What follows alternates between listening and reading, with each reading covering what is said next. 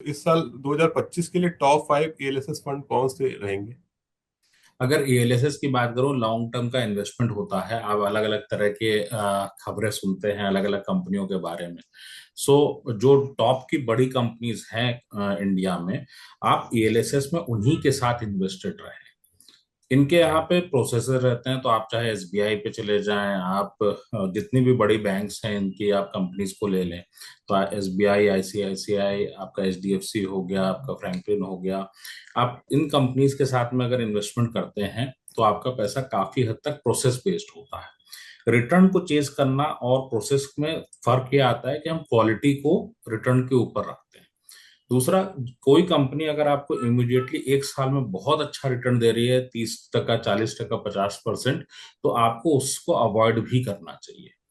तो जी। टॉप की बजाय यहाँ पे मैं ये बोलूंगा कि आप मिड के साथ चलिए, और जो प्रोसेस बेस्ड है तो वो आपके फालतू के रिस्क नहीं लेते, क्योंकि आपका पैसा लॉन्ग टर्म के लिए रहता है। और जो मेरे ख्याल से जो सौरभ जी आपकी ऑडियंस है वो भी बहुत हाईली अवेयर नहीं होती है। जी। तो जी। रिस्क एडजस्टेड रिटर्न लें, ज्यादा बेहतर है। रिस्क जितना ले रहे हैं उसके अकॉर्डिंग। तो बड़ी कंपनियों के साथ आप रहेंगे तो ज्यादा बेहतर है, और जो पुराने फंड्स हैं उन पे रहें जी। जी। तो एक चीज ये भी जानना चाहेंगे, पीपीएफ है या ईएलएस, इन दोनों में से बेस्ट टैक्स सेविंग ऑप्शन कौन सा है? देखिए, पीपीएफ किस केस में फायदेमंद है? मान लीजिए मेरा पीपीएफ मैच्योर होने वाला है 2 साल में, 3 साल में, तो मैं पीपीएफ में चला जाऊं, मेरे को लिक्विडिटी मिल जाएगी। लेकिन अगर मैं रिटर्न के पर्पज से देखूंगा तो फिर मेरे को ईएलएसएस ज्यादा अच्छा रिटर्न देगा। ईएलएसएस आपको इंडिया की इकोनॉमी, जीडीपी प्लस इन्फ्लेशन का रिटर्न दे देगा। तो अगर आप जीडीपी को आप 5-6 भी मान लीजिए, आप इन्फ्लेशन को भी 6% मान लीजिए, तो आपको लगभग 11-12% का रिटर्न कहीं नहीं गया। तो इस एक्सपेक्टेशंस के साथ अगर आप जाते हैं, और चूंकि आपका 1.25 लाख तक का कैपिटल गेन टैक्स फ्री है, तो ये पैसा आपको टैक्स फ्री होके मिल जाएगा।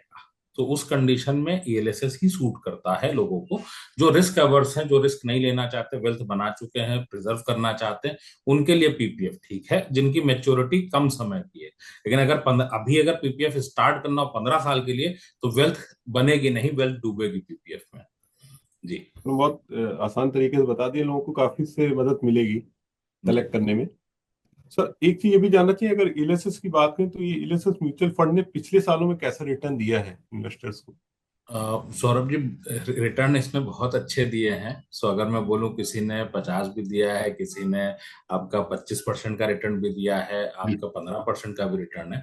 ऑन एन एवरेज आप जो टारगेट मान के चलें, आप 13-14% का रिटर्न आराम से एक्सपेक्ट कर सकते हैं इन जी। फंड से। तो ये अच्छा रिटर्न दिया, काफी अच्छा रिटर्न है तो। सर अब जैसे जितने नया सा। जी। जी जितने सर। ऑप्शन आपके पास में हैं आज जी। मार्केट में, उनमें ये ईएलएसएस सबसे अच्छा है। आपके लोगों से एक और राय बोलना चाहूंगा, ईएलएसएस से रिलेटेड बात हो रही है तो टैक्स सेविंग करने से पहले चेक कर लें कि उनको न्यू रिजीम और ओल्ड टैक्स रिजीम, दो रिजीम्स उनके पास में है। जी। आप ओल्ड टैक्स रिजीम में सारे तरह के इन्वेस्टमेंट करेंगे, न्यू रिजीम में आप कोई इन्वेस्टमेंट नहीं करेंगे। आपने ओल्ड रिजीम में कैलकुलेट कर लेना है कि सारे तरह के इन्वेस्टमेंट्स करने के बाद, सारे प्रोविजंस का फायदा लेने के बाद टैक्स लायबिलिटी कितनी बन रही है। और न्यू रिजीम में आप चेक कर लीजिए कि विदाउट टैक्स सेविंग आपकी क्या कितनी लायबिलिटी बन रही है टैक्स देने की। जी। अगर आपको टैक्स लायबिलिटी न्यू में कम आए तो न्यू ऑप्शन चुनिए। ईएलएसएस में खाम खा पैसा क्यों ब्लॉक करना? फिर आप लार्ज कैप ले सकते हैं। जी। सो ईएलएसएस में इन्वेस्ट करने से पहले ये चीज जरूर चेक